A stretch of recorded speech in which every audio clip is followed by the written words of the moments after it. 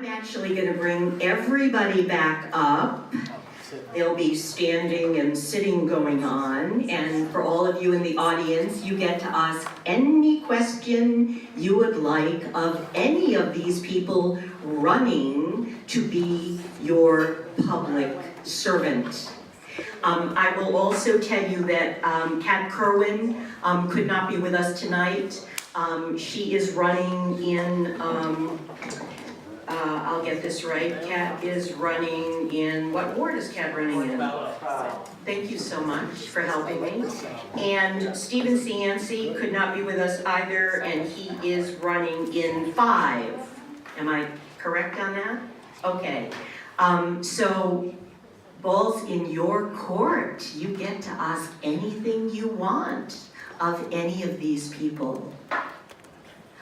A hand.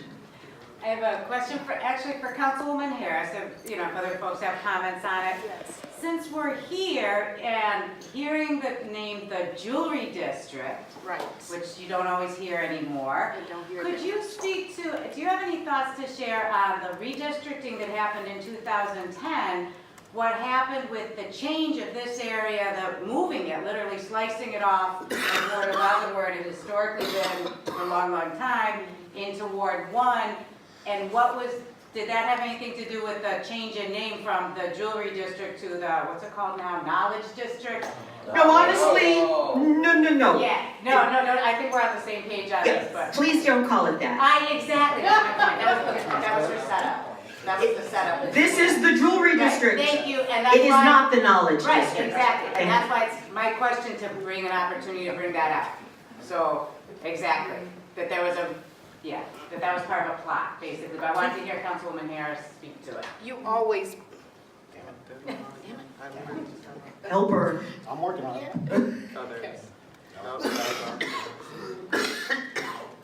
you always have been really good with questions. That is a great question. In fact, that question have helped me shape the decision about the tower. And what does that tower mean to people in my ward? Yes, that redistricting definitely was something that caught us by surprise, number one. In fact, people said our 40 acres was stolen. I hear that constantly. And what that means is that when the redistricting happened and the division of it all, it seemed to be heading towards a class division as well. Because when we build establishment like the Fame Tower, and with the fact of it being high-end rent, we're saying that we're definitely separating people by class. I say that because of the ward that I represent. I do represent a diverse ward, but when I say by diversity, I mean homeowners. I mean people who rent. I'm talking about people who are living in the street, who lay their heads down at night in the street. And so we see that, and we feel in that ward that this tower, this skyscraping thing that's gonna not only block us and separate us, but it also is causing a lot of harm towards the people who already have been gentrified in so many ways. Simply saying that by saying that Rhode Island Hospital did some terrible damages over there that people never forgot. And when I do knock on doors, they still remind me of that. They're worried about that. I'm talking about generational people who have owned homes and now their children own it. So that wall that's being built to separate us, that border, is just adding more to the problems that we already circulate, in the neighborhood. And so that's what the people are saying. They do not want to be separated even more. So thank you for bringing that question up. I think it has helped me understand, because people definitely talk in my ward. We talk together about what this Fame Tower is going to mean to all of us. There's many more things I know that's in my head I should say, but I know other people need to speak, so I can go on and on. But yes, it definitely was a problem with the gentrification and separating that. I see it like that because that's exactly what happened.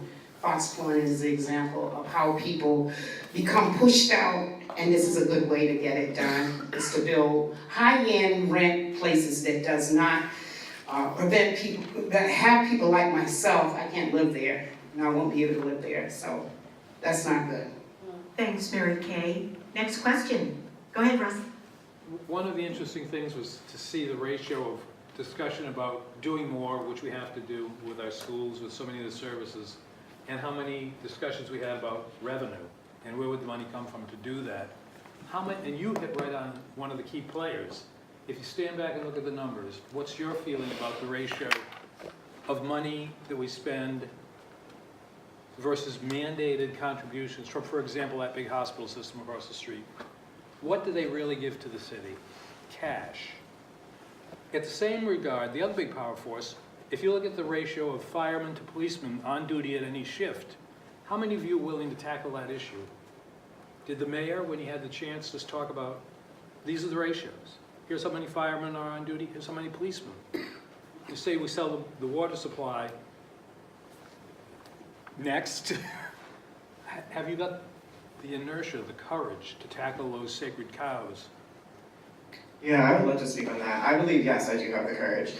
For those who know me, they know I'm very vocal. They know I'm very willing to speak out about things I believe and speak out about what the people believe. I think on that issue, right, going back to that initial question, right, how sort of Brown University is trying to rename this district, right? How many taxes does Brown pay to the city? Let's go. Not much, right? And I went to Brown, so I know what that looked like. And I saw it from the inside, and it infuriates me seeing how that has continued to sort of play out. Seeing sort of how different systems within our city don't necessarily contribute to the financial benefit of our city or the financial benefit of our residents, but then they do gain a financial benefit from the breaks that they get from the city.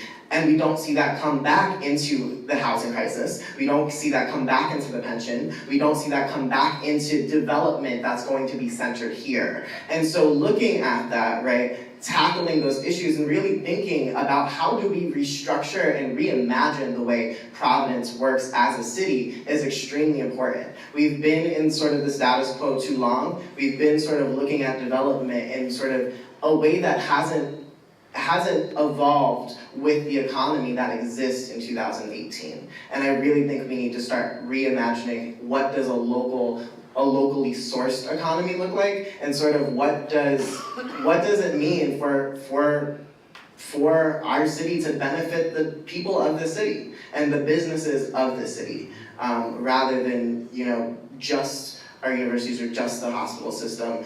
That is essentially part of the universities now as well. Thank you. Another question.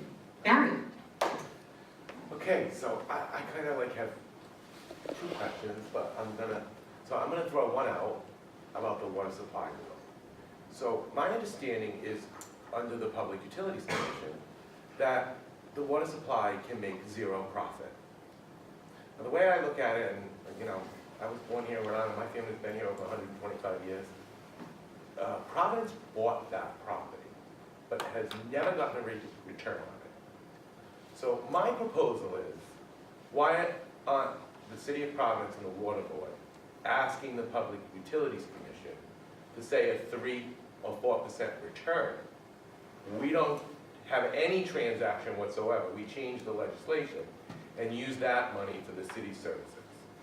And my second question is, would you support legislation to do that or to push that agenda forward as a council member? And my second one is, as many of you know, I worked for the Secretary of Housing and Urban Development in the previous administration, doing economic and community strategic plans for the nation. And the one thing that really annoys me here in the city of Providence, especially with a lot of the development that we're going to do in the Jewelry District, because I live here, is that we don't have inclusionary zoning. And how we don't have inclusionary zoning here in the city of Providence, frankly, is disgusting. So I'd like to know, as a council person, would you stand behind that and make sure that in the next session, we get inclusionary housing for any PUD, which is a large development that we're going to do, of at least 10%.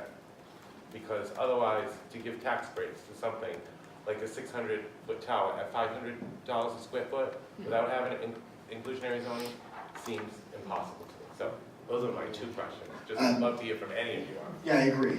It's outrageous that Providence doesn't have inclusionary zoning. Will, it's, will the city council do that for the Fayette town? can I mean, there's go to no- one and then But, okay. to one to Jim, the other, and let- then we can do that? I'm Okay. good with that, I can do that, I'll do you next, that's all right. Yeah, you're right.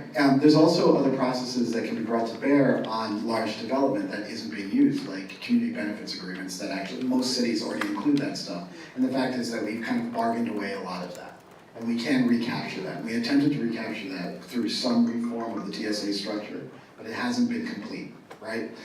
So part of the opportunity to work as a council member, should I get elected, is that we can think creatively together about this. Try to get Rhode Island, or Providence in particular, into a more parity with the rest of the country, because we're one of the only, right? Only municipalities that do that, which is kind of shocking, among other things that can be shocking about Providence, right? So when it comes to the water supply board though, this is kind of, water supply, it's a little bit different, because the water is a commodity, but it's not a commodity in the same sense that it's gold. The value that's derived from having a clean, solid water system, the return is that you have healthy water, right? That you're not poisoned by the water supply. That's the return you get. It's a foundational commodity in that sense. So anything that would increase rates would increase burdens on the poorest people first, and it would have to be scaled. I think that there, as a utility that supplies the entire state with very, very little return on that, there should be, right, there should be a renegotiation of that, particularly among the municipalities that refuse to tie into municipal water supply or municipal sewage system, which allows them just to spill waste as they like, right? Also, that would allow us a second capture of revenue. Who else would like to weigh in on that? I just want to S- add, like, oops. in the cities, in the states and cities, the water been monetized, just look the results. Right. Not to mention what happened in Flint, Michigan, when years after, the water is still very bad, and who's paying the consequences is the residents. Seth? Yeah, I would add on the water supply issue that there's a long history about how the water supply was built. And there was, over 100 years ago, there was land that was taken from the communities. And I think that there's this sort of understanding up at the assembly about this deal that's 100 years old. So I think when people go up there and propose certain things, different legislators have different views about it. I have a little bit different view than you do. I don't think that the city should charge a rate of return, and I don't think it's okay that other municipalities are able to do that either, because I think I think that's really, to me, the part that's unfair. And people are like, well, why can't Providence also take a cut? And I mean, I don't think it justifies that. I think that given what we're seeing around the country of this really critical resource, it's so fundamental. I mean, 80% of our bodies are made of it. I mean, and now you have communities where it's turned into basically a business like everything else, and we all need it. We need it to survive on a level that is so basic. So very, very skeptical of the efforts to try to massage it one way or the other. And also, the proposal that's up in front of the Assembly removes PUC ability to regulate. So now, if that moved forward, that would even make it so that who knows what's going to happen in the future. So there's a way in which that's a bad idea. The proposals, the issues that you raised about inclusionary zoning are very valid, but we also are today in a different climate than we were 5 years ago, when the city redid the zoning and when there wasn't a crane in the sky and there was no development really occurring in the city at all. And so I think that all the time we need to look and reevaluate and see what makes sense. And as there's more pressure to build and there's more opportunity to try to harness and to get developers to provide affordable housing. But I think that when those things were discussed a number of years ago, it was pretty much viewed as basically that would mean that there wouldn't be development that's occurring, because in the end, unfortunately, you have to harness the developer. Either a developer is going to come or they're not going to come. So we're in this race to the bottom where we have to end up competing, and I would like to see a pact between communities, between cities, between states, to stop what happens, which is that each developers are playing one community off the next. I mean, we see it happening with the Paw Sox, which is, depending on your view, maybe a less critical resource than housing. But, I mean, Joey, of course it is, but like, you know, this is what we face around the country, and it's a very frustrating situation. But I'm very sympathetic to empathetic to the concern about making sure that when development happens, we're not building a city for future people. We're not trying to make a new magical place for the residents that don't live here. We represent the people that live here. And to follow up on one point, I think, and I will say that there are certain synergies that occur with the nonprofits that are very important, and I think we're standing in one right now. Right, the issue about creating jobs and the fact that there's a nursing school here, and this is a career path for people that live in the city to be able to go from public school to go to a nursing school that's the result of a partnership between Rhode Island College, between Brown University. Like, those are the kind of things that we need to build on, because those are the things that actually provide opportunity for people that live here. And while it may be harder for them to get a job at Rhode Island Hospital, because apparently that's like a very intense environment, so if you come right out of school, you may not be able to get a job there. You may have to move to another community and then try to come back. But at least there's an avenue, a pathway for people who are in the public school system that then can go and get involved in an industry that's a growth industry. So those are a couple of comments. Olin. By the way, the bad words that people use to describe the Joy District, okay, that was the idea of the 195 Commission, not Brown University. Brown is innocent. Right. Speaking of that, okay, what do you think about Let's not go crazy. As someone who was there, I wouldn't say innocent. They're not guilty of I that. said innocent, I said that's where it is. Yeah. You say you've got the big swath of land that we're kind of almost on, run by another organization, and the only time this group gets involved is there's a zoning change. Do you have any comments on how that relationship is? Should it be different? Are you happy with it? Yeah, of course. So, Is this thing on? Yeah. This is probably the only city in the world that has huge swaths of vacant land literally running in the middle of it in some really shocking way. Local control is almost always preferable.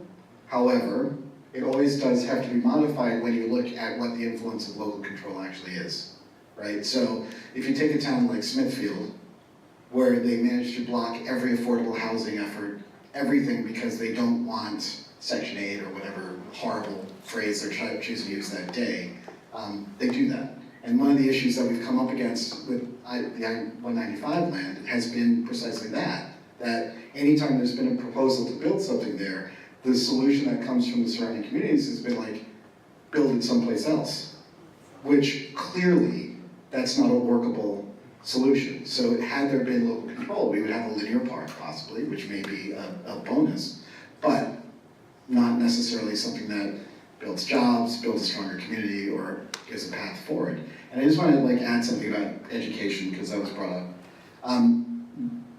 Too often we treat education like a human resources department for industry that may or may not exist when they graduate.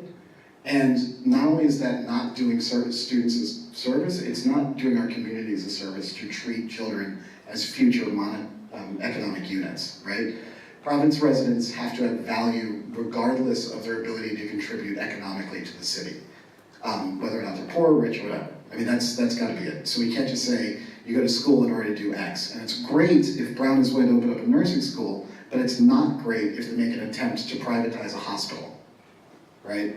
So you have to look at the values of the organization that's actually doing the work, and Brown's values are not necessarily in the self-interest of Providence. It's in Brown's self-interest, right?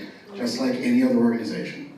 So we can say that these add benefits and add values to the city, but we have to be really committed to understand where those values lie and whether or not your needs are actually in alignment with them. And I don't know that that's always the case. Anyone else want to add? just sort of in the factoid department, because I'm one of those people, one of the mandates of the principal mandate of the I-195 Commission is that it was meant to literally provide workforce workforce employment. So we're talking businesses, jobs. Housing was not part of the equation on the I-195 corridor. Wasn't supposed to happen. But like anything else, there is pressure from the legislature, as everything else is a little bit of politics involved here. So therefore the I-195 Commission, in fact, has to look at other projects, though they are not quote unquote within the mandate of the I-195 Commission. So in fairness, it happens because it has to happen, because there's pressure that's put on everybody for what? Jobs, okay? But that land was meant to create jobs, not create housing. Can I'm gonna push on that. Okay, push. So construction is jobs, right? Short term. Well, so the nature of construction is that it's short term. Things have to be built project by project. If all construction jobs were permanent, we'd build pyramids every day. I mean, the fact is that construction is work, and that work constantly gets devalued in these conversations, right? So a unionized laborer or a unionized carpenter or a unionized fitter, electrician will be making the equivalent of a full-time job in the period that it takes to make a construction job, worth 2, 3, or 4 jobs at CVS, a hotel, anything else will provide. I mean, seriously, if you're talking about paying waitresses $3.30 an hour, and that's the job that gets built, give me the construction job regardless of the project. The thing is that we have to be adaptable to what's necessary. You can't build massive Soviet-style dorms on Washington Street, which is housing, and then say we're not going to build housing over here because we can't build housing over here. We are short 20,000 available units of housing right now. One of the complaints I heard at the Fane Tower hearing was from a real estate developer in the Armory District 13, who complained that putting that many luxury apartments will cause the rental market to bottom out. We need the rental market to bottom out. Yeah. We do. So do it, right? We need the construction. We need the maintenance that that building would have. 50 jobs. 50 permanent jobs possibly, but the construction portion would be hundreds, right? But you just said it would be, the people that Right, but so the people that construction- would be coming would not be Providence residents by Well, any no, means. no. So there's no, The one, wealthy people that would be coming would have to be imported from the outside. the people that would be moving in, Yes, into Possibly. an area that is shared. in a place that's about to lose a congressional seat, that is not the worst news in the world. Correct, if it was not in a place where we want jobs, not. So, but the thing is that you're talking about jobs, but you're not naming the job. Yeah. So let me interject something here, because, I was a 4-time elected official in the District of Columbia. I represented a very black neighborhood. I'm a gay white guy, and I can tell you, you are on the wrong track with construction jobs. Construction jobs are short-term jobs for a year or two. The jobs we need here in Providence are middle-income, long-term positions. Hey, Which need we buildings that you lost could financial build. services jobs here in the state of Rhode Island by the massive loads. I work in that industry. I- So no I one- can't find a construction- job. No one's disagreeing with you about So that. what we're But the trying thing to say is that you still have to build those buildings, and also to say construction jobs aren't valuable jobs I never is, said that. as a You construction said worker, that, Mike. no, You I said did that. not say there were. Okay, said they would be okay, valuable. time out, No. time out. I was in. I get to be the moderator, Sorry. and this is where we are going to agree to disagree, because there are as many on one side of this issue as there are on the other side of this issue. So, that said, are there any other questions before we wrap this up? Yes, Linda? This is a question for Pedro. Hi. There you go. I live in Ward 10, I live in Washington Park, a neighborhood that is experiencing some serious gentrification right now. I can identify with Harris. And Mike. both of you, everybody. Us too. Us too. But I've lived here for 35 years. Besides, and also I lived on Point Street, I was an urban pioneer back in the day. And I saw that go from a scary, dangerous neighborhood at night to, expensive, posh locations. That's not happening in Washington Park yet, but my question to you is, you're a developer. I ran into you at some really busy real estate openings, open houses. Maybe you don't remember. But I'm very concerned about what's going on in Washington Park with Johnson Wales University renting out bedrooms, cramming in students, creating traffic jams, safety issues, quality of life issues. And that's just one little neighborhood, okay? That's just one little neighborhood. And what is your opinion about how to redirect it or correct it before it gets out of control? And simply, if there's a simple solution, and there never is. And one point is, there's no equity among zip codes at all. And it's like a bumper sticker or a billboard that should be up. I'm horrified by what I see not happening in the South Side and what's happening over here. But you can't change it right now. But you can work towards, a better solution for the future. And your idea on the port of Providence, I think, is an asset that's all that waterfront property that is trashed and disgusting. I think it's a matter of time before we look at that area as what it really is, as what it could be, and rather than how it's killing and polluting the people that are around it. So I guess the gentrification issue, briefly, and the port. Where do you stand on the port? Thank you. Gentrification, it's happening. So what do we do to stop it? If the apartments continue to increase the way they are, $3,400 a month. $1,950 for a 2-bedroom apartment in Washington Park. Exactly. It's out of control. Exactly. And on my way here, I forget the street, but there was a house that says Johnson Wales students, like willing to rent to Johnson Wales. So you can see some of the some of the landlords already guiding themselves towards that market. Have been for years. But one of the problems is that Johnson Wales doesn't supply enough housing for their students. They do not. They do not. They do not. So our neighborhood is being their housing. What causes the housing shortage? Why don't we take it there? I mean, how many housing units are we producing? We're supposed to produce, I think it's something like 3,000, and we're producing 1,000 right now. So that's becoming problematic, and that's what has given the rise to this high-cost housing. I seen 2-bedroom for 2,000 in Washington Park. I don't know of anybody that works and lives around Washington Park that can afford that kind of rent. Nobody can.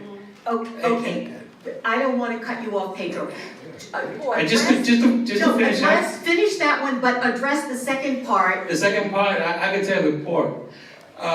There have been many candidates that run, and one of the main platforms is to do something with the port, import, export.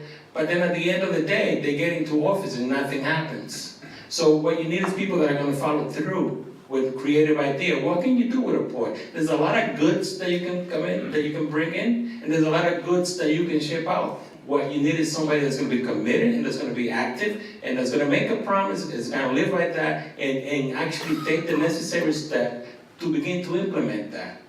I hope somebody does something about it. I, as a council person, I will be strong, I will be active on that, I'll be effective on that, making sure that we get good use of that port, because that's one of our best resources that we have. Would you support rezoning it, multi-use? Would you support that? I gotta look at the details. Okay. I gotta look, because sometimes we agree with certain things, and we go through with certain things, and then we find out That's an idea. that, right. Okay. We look at the details, if it fits the community, if it's good for the community, then of course I will support it. But I will not support anything that will not be good for our community. Absolutely. I lived there 40 years, and I'm planning on staying there the rest of my life. I'm at this point in my life that I'm ready to give 100% of my time to my community. Now that my kids are grown, I'm ready for Providence, and I love this city.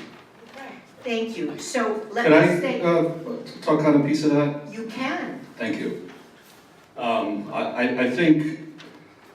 I think one very easy opportunity and something that Councilwoman Harris's former organization, Direct Action for Rights and Equality, has been advocating, and no one on the council has been supporting them or taking this up, is that they've developed a very elaborate and thorough tenants' rights and rent stabilization ordinance, which would prevent a lot of what's happening with Johnson & Wales in Washington Park. And it's the same thing that happened in Elmhurst around Providence College, where there was working class people of color, a very diverse neighborhood, a lot of single family homeowners and multi-family units. And student housing development companies came in, and a lot of folks in the neighborhood thought, great, let's push out the folks in these sort of working class, maybe not, people, the landlords weren't doing the best job to keep them up, and people thought, oh, redevelopment, let's do it. And now we have the same folks that were cheering for this 10 years ago are complaining about the students, and the city council, the way that they're trying to address the problem is to limit the amount of students that can live in a house, and limit the amount of people that live in a house, which is insane, to retroactively try to affect that, when you could proactively take things like a rent stabilization and tenants' rights ordinance to make sure that landlords can't push those working class people out, and do something to support the affordability of those neighborhoods, and you're not going to have those type of problems. So that would be one thing that I would certainly prioritize as a council person, is to make sure that we establish some more protections for tenants' rights and rent stabilization. Thank you, Aaron, so much. May I also say that you heard lots of great questions at the end.